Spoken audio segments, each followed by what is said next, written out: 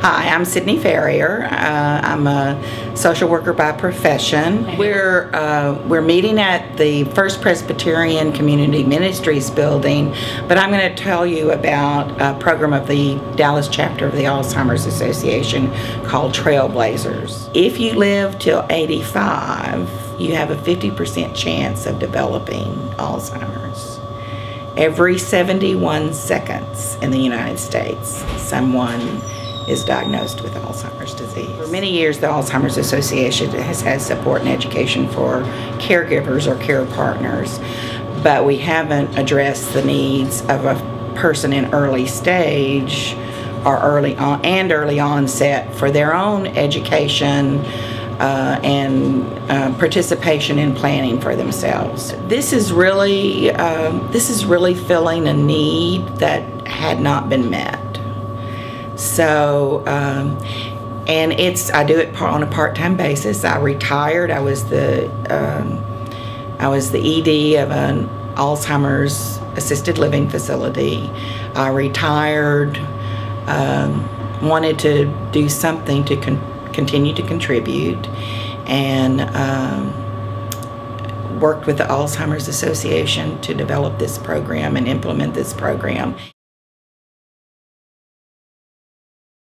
Other things we plan for are care options. They make an agreement with their family about care. I ask them to fill out their own personal preference and activity profile, things they like to do, whether they like to sleep with 2 pillows or 1 pillow, or whether they get out of the bed on the left side or the right side, or all these little details that at the point that they may need additional care and assistance with their activities of daily living, they're not going to necessarily be able to communicate what their preferences are. I encourage them to really participate at the point where they're able and have the capacity to participate in communicating openly with their family and making plans for themselves. For example, one huge issue is driving.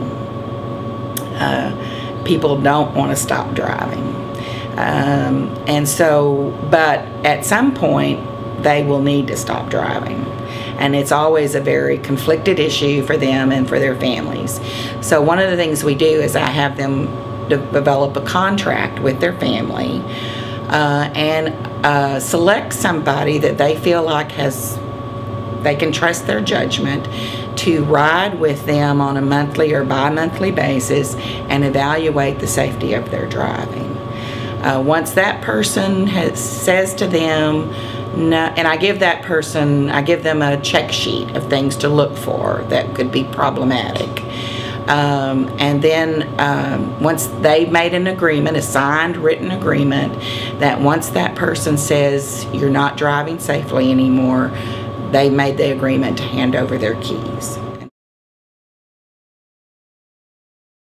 What care partners and families tell me is that it's very helpful, and it just opens up the communication. It makes these topics not so frightening, so that the families are able to have this conversation about these issues when the person's still able to participate in that planning, in making those decisions. I recruit a volunteer facilitator who, after the 8 weeks of education, continue to meet with the groups on a monthly basis for ongoing education support. And then quarterly, we have a fun get-together.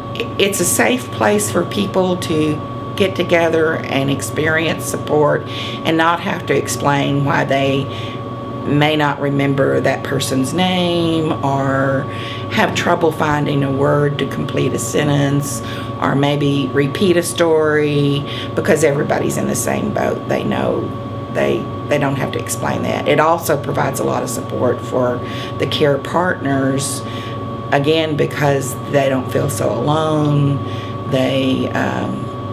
they are able to talk with someone who really truly understands what they're going through.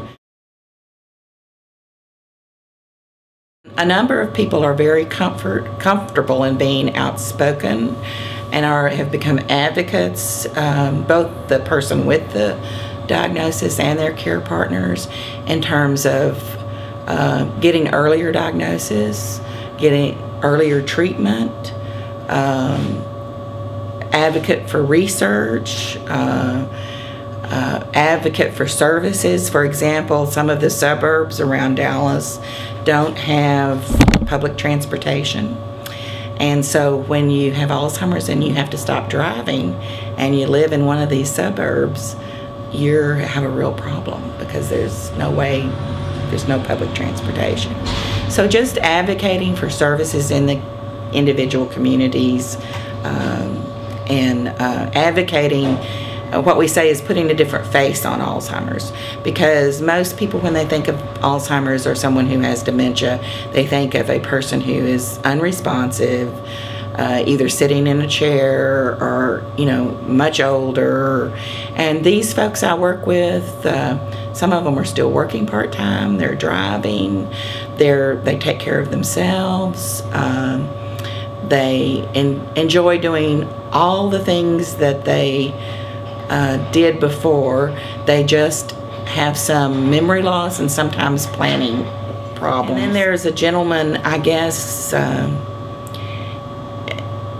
really touched me. I was still at the Alzheimer's Assisted Living Facility where I was the executive director, and he came and talked with me. He had been diagnosed, and he says, I have the big A. And he said, I want to tell people what it's like to have this diagnosis and how they can help. And so I had him come and speak to a family night that we had there at the community. And it was the first time, I think, that family members had really been able to talk with somebody who had the diagnosis about what it was like to have the diagnosis. And so probably Harold was the first person that maybe started generating this idea in my head about, we need to put a new face on Alzheimer's. So many of them have lived very interesting lives and have contributed so much themselves. And even though they may not remember what they had for breakfast, they can remember what happened 20 years ago. They're often great storytellers. You learn a lot from them. They maintain their sense of humor. And it's just very rewarding to work with them. This program of the Trailblazers has just really enriched my life with the people I meet and the relationships that I've developed through that, both with the team of folks, with the volunteer facilitators that I work with the people that I work with at the Alzheimer's Association, just everybody. It's really been very rewarding for me. As many things, when you give back, you really get more than you give.